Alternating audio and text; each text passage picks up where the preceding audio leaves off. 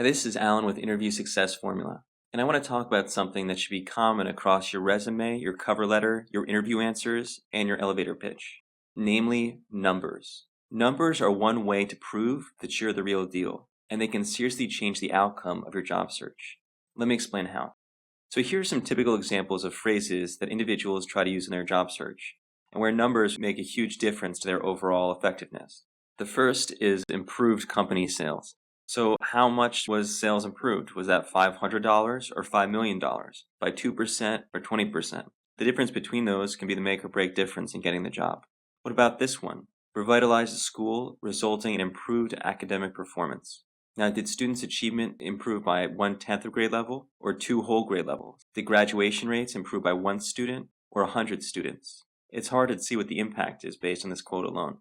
What about this one? Implemented stroke recovery best practices, expediting rehabilitation. So did the stroke sufferers recover 1 day faster or a whole month faster? Did they return to 60% of their pre-stroke functioning or 90% of the pre-stroke functioning? As you can tell, adding numbers makes your arguments a lot more persuasive.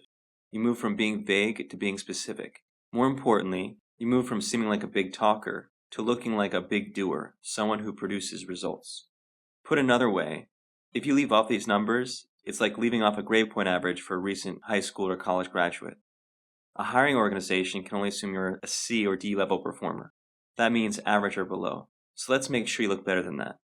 Now, if you're like many people, you probably have some good excuses for why not to include numbers in your resume, cover letter, and job search.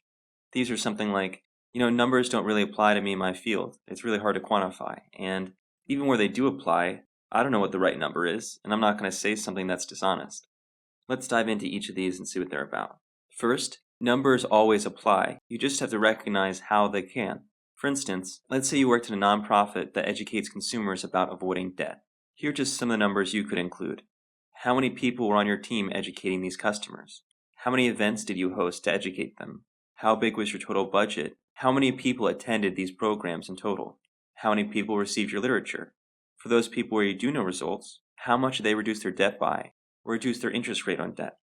As you can see, there are a lot of numbers you could use. Yet, you may still not be sure that this applies to you because you're still thinking about that other really common reason, and that's just, I don't know what the exact number is, so I'm not going to say anything. Alright, so here's a novel approach I want you to try. You guess. Now, not just an out-of-the-blue guess. Rather, you want to give your best guess at what the right amount would be. An amount that if an interviewer asked you about it or pushed you on it, you'd feel like it's pretty accurate. Something that you could actually feel comfortable defending. So let's look at this example. Let's say you decided to participate in a 5K race to raise money for breast cancer research. Now, you were part of a team, so you don't know exactly how much money you were personally responsible for. But you do know that it was somewhere between $5,000 and $1,000. Definitely more than 1,000 and definitely less than 5,000. Probably somewhere in the middle. So you could either say you raised over $1,000 or raised around $3,000. Now either number helps your audience to understand the scope of your accomplishment. Alright, so now with that in mind, what are some other ways you can use numbers?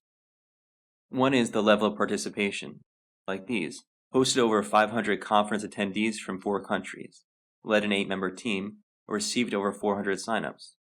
Another one is duration, like a month-long project or a 5-year strategic plan. Next is percentage changes. Decreased processing time by 10%, decreased customer returns by 20%, and responded to customer calls up to 3 times faster. Then there are before or after comparisons. Went from 20% to 65% of students reading at grade level.